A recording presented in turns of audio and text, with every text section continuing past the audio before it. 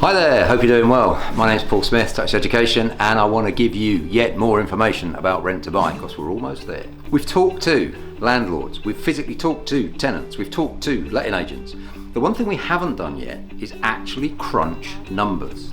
So what I want to do is I want to do two things. I want to share with you the cheapest property that we've ever done as a rent to buy, give you the actual address, mortgage statement, numbers and all that sort of stuff. And then the second thing that I want to do is give you an average typical property, because the average house price in the average part of the UK, wherever that is around about £250,000. So first one is a £40,000 purchase price. Look at the numbers, they'll blow your socks off. And you won't even have time to put your socks back on before they come off again when you see the second property. And let's get over to the numbers room now. Okay, so let's actually crunch some numbers, shall we? Let's get down to work. What I want to do is I want to share with you two properties. One is a relatively cheap property up north, and the other is on the south coast of England. So the first one, this is 11 Butcher Street up in Thurnscoe. This property was on the market for £50,000. And normally speaking, to get a really good deal, you need to understand the story. So this one's actually owned by a farmer. He bought it for a nephew of his that was going to come work on the farm. His nephew decided he didn't like farming too much, quite liked parties, had a wild party at his uncle's house, unfortunately, and smashed it all up, which, thanks, nephew. Anyway, nephew left, farmer got halfway through doing it up and went, you know what, I can't be bothered with this. I'm a farmer, I'm not a landlord. I just don't want if even my nephew is a nightmare tenant, for goodness sake, what's a normal tenant going to be like? What we agreed with them, it's actually Abby that did this deal, is that instead of £50,000, we would pay £39,999. Now that's an important number because it's £1 below the stamp duty threshold. So we didn't actually have to pay any stamp duty on it. And we thought when we started that the property after works will be worth £60,000. So this is now the actual number because we bought it. We estimated after works to be worth about £60,000, but in order to get to that figure, we thought we were going to have to spend £5,000. And then we also forecast that in terms of the monthly costs, that the mortgage was going to be £192.50. We initially assessed that the rent would be £425. So those are the starting assumptions, so those are our starting figures. Let's actually review what actually happened. We've already established we did buy it for that, so you can go to land registry and check we bought it for that. The costs that we estimated, tick came in at that, because it was so much easier because we were refurbishing for a tenant buyer. We didn't have to do things like put carpets down. We didn't have to do things like put curtains in because the tenant buyer wanted to do that themselves. So we had to put a boiler in, finish the kitchen off, do a little bit of electrical work, that sort of thing. So we were smack on the money at £5,000. Now here's where the first surprise came in, because when it was actually revalued, it didn't revalue at 60, it revalued at £65,000. Now just to be clear, if I haven't been clear already, we bought it for cash, we refurbished it for cash, so we didn't actually have a mortgage on it. When we'd done all that and the tenant buyer was in there, we then got it valued at 65. The mortgage funds that were released to us, based on that figure there, were 53,070. But you can see, well, we've only actually spent 45,000, or £1 less than 45,000, but we've got money coming in from the mortgage of 53,000. So let's just do that calculation. So how much spare money did we end up with? Well, the mortgage, 53,070. We've spent 45 less £1. So we spent £44,999, just to make it awkward for myself, £8,081. So to be clear, we've now got all of our money back with £8,000, or £8,081 spare. So that's the first little, well, not little, massive tick in the box, isn't it? Oh, and the other thing that we got wrong was the rent, because it didn't end up being 425, the rent ended up being 450. Now, look here at the actual mortgage statements. I'm sharing the mortgage statements with you. So you can see there the address, and it was bought through an investment company called Gap. So Gordy, Aniko, Abby, Paul, so four of us bought it together. We buy typically one property a week. And you can see the mortgage that was released to us was £53,070. It's actually an 80% loan to value, it's a commercial mortgage. And we guesstimated that the mortgage was going to be £190. But you can actually see here that the mortgage payment is actually £163.19. So that's wrong as well. 1, 6, 3, 19. But can you see all the mistakes we've made? They're all the right way. Because every time we do this, we're conservative. Because if you're like me, you're a professional landlord, I'm actually an engineer as my first degree. I want to make sure if I get something wrong, I get it wrong the right side of the line, okay? So with like valuations, I'll be conservative. With mortgages, I'll actually overestimate. With rent, I'll underestimate. Let's have a look at how much money we're making every month then. So we're making £196 a month. Now, that's if it's a standard buy-to-let, okay? So would you like to see the numbers now if it's actually a rent-to-buy? Yeah? Let's have a look at the rent-to-buy numbers. The rent-to-buy numbers are different from the buy-to-let numbers because the first thing we're doing is we're agreeing to sell it to the tenant in 7 years' time. So we've got a tenant in there that's paying us $450 a month now, but they're buying the property from us in 7 years' time. So the first thing I want to do is work out the sale price, the purchase price for the tenant, the sale price for us. So how much are they going to buy it from us in 7 years' time? Well, you all know that the starting value is $65,000. That's a RICS, that's a Royal Institute Chartered Surveyor that did the valuation. And what we do, this is years, 1, 2, 3, 4, 5, 6, 7, is we add on, and this again is RICS guidelines, 4% a year.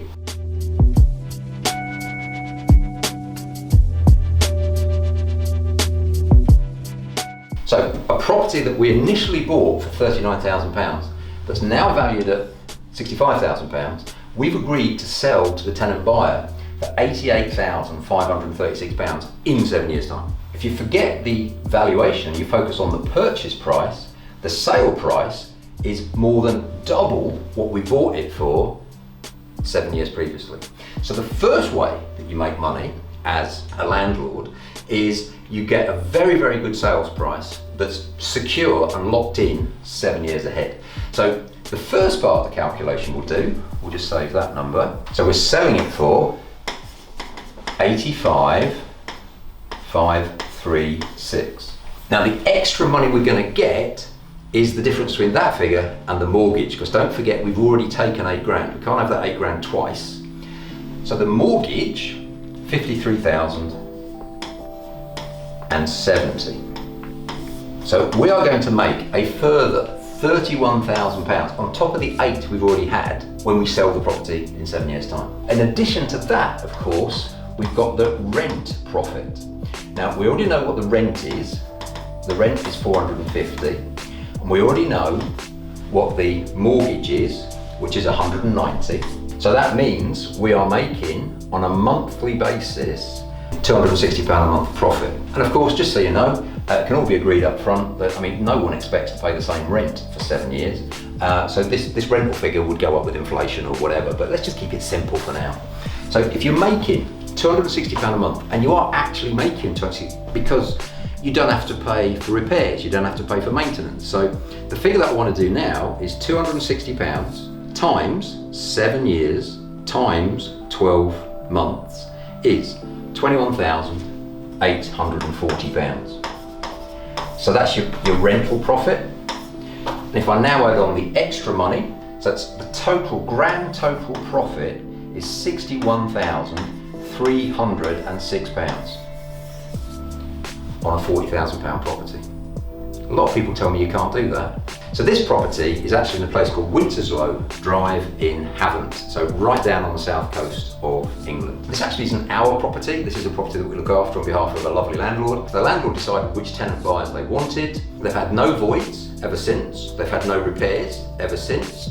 The tenant paid the £1,000 fee. This is all done through Diamond Estates, and they moved in. So happy days.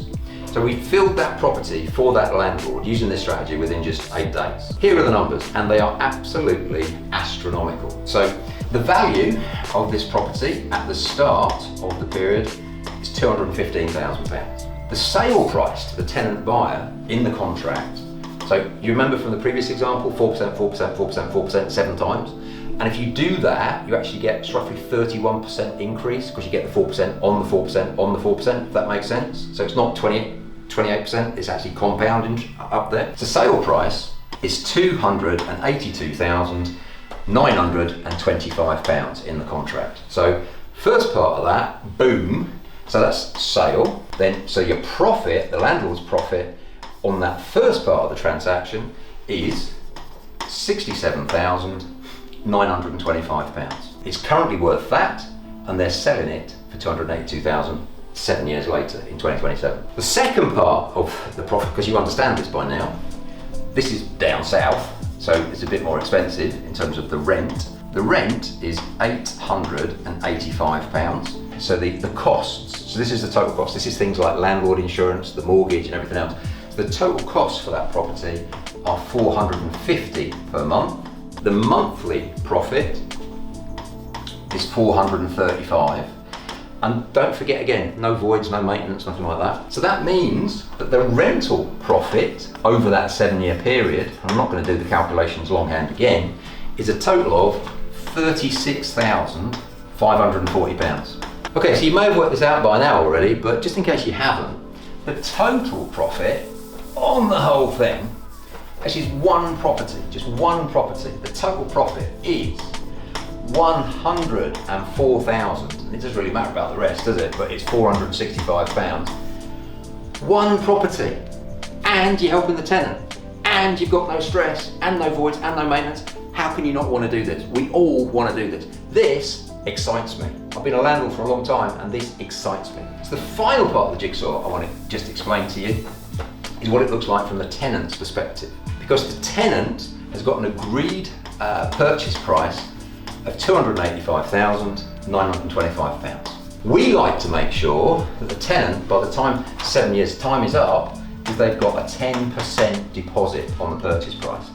So they're going to need to put down, let's call it £29,000. All we now do, this is for the top up, is we say, well, okay, and so in 7 years and 12 months is actually 84. 7 times 12 is 84. But let's do it longhand, just to simply make sure everybody understands. So they need a deposit of £29,000, divide that by 7 years, divide it by 12 months, and so their monthly top up is £345.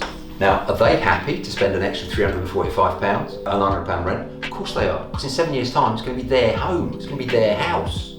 So this is a win-win-win for everybody involved. I've shown you a really cheap property, and I've shown you a normal property. And the reason I'm calling this a normal property is the average house price in the average part of the UK is currently £250,000. So £250,000 is a typical property right the way throughout the UK. So what we've just been through there is average. Okay, how was that for you? Are you convinced yet? If you're not, I really don't know what else to tell you. There are people who are property investors, there are people who want to be property investors, and there are people with no ambition. That's a joke, or is it?